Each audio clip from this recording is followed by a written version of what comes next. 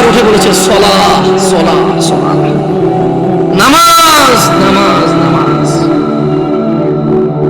এই নামাজ তোমরা যারা আদায় করো না, তোমরা জেনে রাখো না পাড়ার মানুষ, ও না পাড়ার মহিলা ও পুরুষরা, ধনী দরিদ্র, সুস্থ অসুস্থ, তোমরা যেই হও না কেন, তোমাদের উপর তোমাদের রব দিনে 17 রাকাত নামাজ ফরজ করেছে।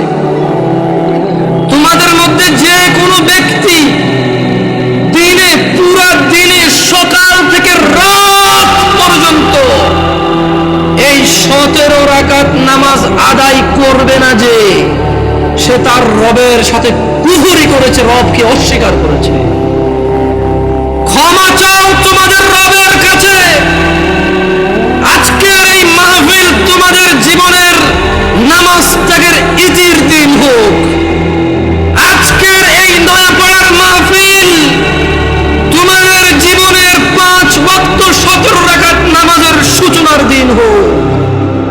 ও নয়াপাড়ার মানুষ, তোমরা যারা দিনে 5 ওয়াক্ত 17 রাকাত ফরজ আদায় করো, এই 17 রাকাতের সাথে তোমরা যারা ফজরে 2 রাকাত সুন্নত, জোহরে 6 রাকাত সুন্নত, মাগরিবে 2 রাকাত সুন্নত, ইশায় 2 রাকাত সুন্নত, তোমরা যারা পুরো দিনে মাত্র 12 রাকাত সুন্নতে মুআক্কাদা পড়ো, খুশি হয়ে যাও। তোমাদের মুস্তাফা সাল্লাল্লাহু আলাইহি ওয়াসাল্লাম, তোমাদের ভালোবাসার নবী বলেছে, যে ব্যক্তি দিনে 12 রাকাত সুন্নতে মুআক্কাদা আদায় করবে, তার জন্য আল্লাহ প্রতিদিন জান্নাতে একটা ঘর বানাবে। ও নয়াপাড়ার মানুষ, কি মিস করতেছো?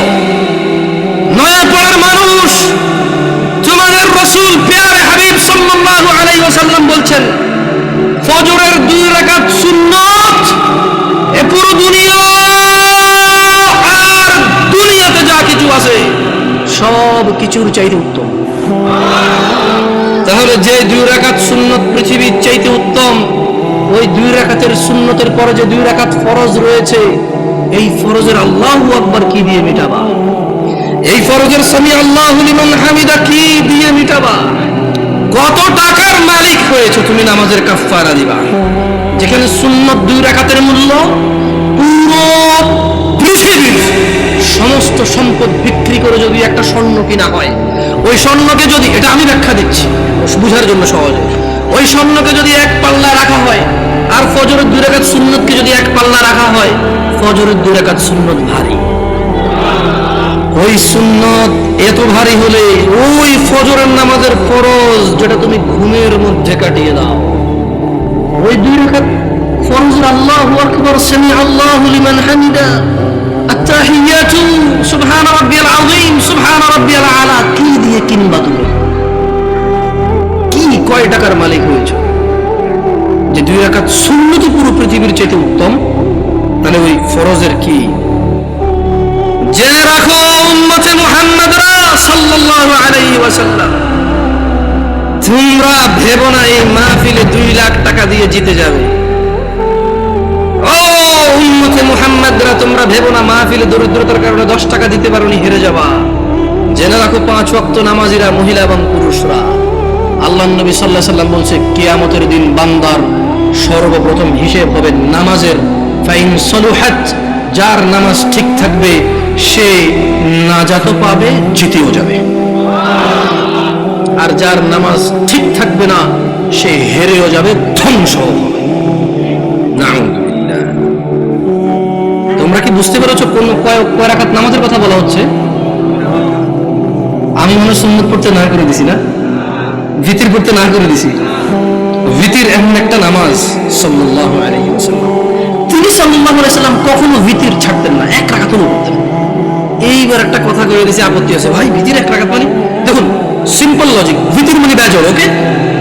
ভিতির মানে কি? এই বেজর 1 থেকে শুরু হয় ভাই, বেজর 3 থেকে কিভাবে শুরু হবে? তবে এখন একটা এই যে মাসলা মাসাল বলবো না, কত চেষ্টা করছি বলবো না, মুখতে বেরিয়ে গেছে। দেখেন, আপনারা যদি আমাকে কেউ প্রশ্ন করেন, জামশেদ ভাই আপনি শুধু আহলে হাদিস মসজিদে কেন যায় জুমা পড়ান, অথবা শুধু আহলে হাদিস বা সালাফি বা সহিহ আকীদার ওরা দাওয়াত দিলে ওদের এখানে কেন যান? আমি আপনাদেরকে বলে দিতে চাই, আমি ওই প্রত্যেক মসজিদে জুমা পড়াবো। আমি বড় হয়েছি সৌদি আরবে। কোথায়? আমি কোথায় বড় হয়েছি? আমি সৌদি আরবে বড় হয়েছি। ওখানে জুমার খুতবা আমরা দুইটা শুনতাম। কয়টা শুনতাম? দুইটা শুনতাম। এবং হাদিসেও এটাই পাওয়া যায়, জুমার খুতবা কয়টা? দুইটা। এখন এখানে আসার পরে দেখলাম যে তিনটা হয়। আমার হিসেবে তো তিনটা, বাট আপনাদের হিসেবে দুইটা। যেমন আপনাদের এখানে ওরা বলছে যে একটা বয়ান, একটা কি? তো আমি বললাম যে বয়ান তো উর্দু ভাষাটার আরবিতে ট্রান্সলেশন করো, অনুবাদ করো। রাগ করি না, দেখেন কথা বোঝার চেষ্টা করেন। আবারও বলতেছি, না বুঝলে অসুবিধা নাই, ভুল বুঝিয়া। বয়ান হলো উর্দু ভাষা, এটার আরবি কোন তো কি হয়? ধরেন একজন সৌদিরা যদি বলি যে বয়ান, বয়ান বুঝবে? এটা কুয়েতি, এটা ইরাকি, এটা ফিলিস্তিনি, এটা সুরি, এটা এটা এটা এটা ইমারাতি, এটা উম্মানি, ওদেরকে যদি বলি যে বয়ান, বুঝবে? বলতে হবে কালাম আরবি, কালাম আরবি। ও বলে যে আরবি কো, আরবি কো। আরবিতে বয়ানের আরবিটা কি? হ্যাঁ, খুতবা। আমি তো তাই বলি, তিনটা খুতবা দেন। মানে আপনি যদি এখন আমার বুঝান এটা লাউ এটা কদু, জামশেদ ভাই দুইটা দুইটা, আমি বলবো যে না ভাই এটা লাউ এটা কদু, জিনিস একটা। আমি বলবো এটা পেন এটা কলম, এরকম না, এটাই পেন এটাই কলম। বুঝুন নাই? আমি এভাবে মানবো না। আমি হয়তো ইসলাম নিয়ে অনেক গবেষণা করতে পারিনি, হয়তো অনেক সুশিক্ষিত হতে পারি, কিন্তু ভাষা বুঝি। উর্দু ভাষা আমি বুঝি, আরবি ভাষা বুঝি, বাংলা ভাষা বুঝি। হয়তো বাংলা ভাষা ব্যাকরণ মতো ভালো বুঝি না, হয়তো অনেক বাংলা লিখতে পারি না আমি এখন, কিন্তু আমি কথা বুঝি ভাই।